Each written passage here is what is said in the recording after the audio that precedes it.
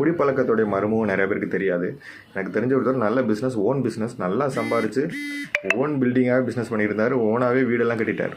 கடைசியில் என்னாச்சு அப்படின்னா, அந்த குடிப்பழக்கத்துக்கு அடிமையாகி ஒய்ஃப் எல்லாரும் பிரிஞ்சு கடனாகி பயங்கரமான கடனாகி கடைசியில் என்ன பண்ண ஆரம்பிச்சிட்டாரு, எல்லாட்டையும் போய் என் ஃப்ரெண்டுக்கு ஆக்சிடென்ட் ஆயிடுச்சு, போய் பார்க்க போன ஒரு 50 ரூபா கொடுங்க, அவருக்கு பிளட்டு ஏற்றணும் ஒரு 100 ரூபா கொடுங்க, உடனே நான் போய் இந்த இடத்துல போய் நான் ஃப்ரெண்டுக்கு இப்படி ஆக்சிடென்ட் ஆயிடுச்சுன்னு சொல்லி டெய்லி ஒரு இடத்துல வாங்கி குடிக்கிறது. கடைசியில் எல்லாருக்கும் இப்படி தான் சொல்கிறான்னு தெரிஞ்சதுக்கப்புறம் எல்லோரும் என்னடா அப்படி போய் சொல்லிட்டே தெரியும்னு சொல்லி விரட்டி விட்டதுக்கப்புறம் கடைசியில் பிச்சை கேட்க ஆரம்பிச்சிட்டார். ஒரு 10 ரூபா கொடுங்க, 20 ரூபா கொடுங்க அப்படின்னு. சரி 10-20 ரூபா வாங்கி ஏதோ சாப்பிட போகிறான்னு பார்த்தா அதையும் வாங்கி குடிக்கிறார். இதுதான் குடிப்பழக்கத்தோட மோசமான ஒரு மறுமுகம். இது வந்து நான் கொஞ்சமாக குடிக்கிறேன், கம்மியாக குடிக்கிறேன், வாரத்தில் ஒரு நாள் குடிக்கிறேன், சோசியல் ட்ரிங்க்ஸாக குடிக்கிறேன், நீங்கள் எந்த குடி குடித்தாலும் இந்த நிலைமைக்கு தான் நிறைய பேரை கொண்டு போய் நிறுத்துது.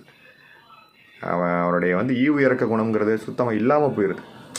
குழந்தைகளுடைய வாழ்க்கை என்ன ஆனாலும் பரவாயில்ல, மனைவியோட வாழ்க்கை என்ன ஆனாலும் பரவாயில்ல, நம்மளோட சொத்து கஷ்டப்பட்டு சம்பாதிச்ச சொத்து என்ன ஆனாலும் பரவாயில்ல, பிஸ்னஸ் என்ன ஆனாலும் பரவாயில்ல, நம்ம ஒரு இடத்துல வேலைக்கு போயிட்டுருக்கோம், அந்த வேலை என்ன ஆனாலும் பரவாயில்ல, அந்த முதலாளி என்ன ஆனாலும் பரவாயில்ல அப்படிங்கிற ஒரு விஷயத்துக்கு கொண்டு போயிட்டுருக்காங்க. இன்றைக்கி நிறையா முதலாளிகள் குடிப்பழக்கம் உள்ளவனை வேலைக்கு சேர்க்கறதுக்கே யோசிக்கிறாங்க.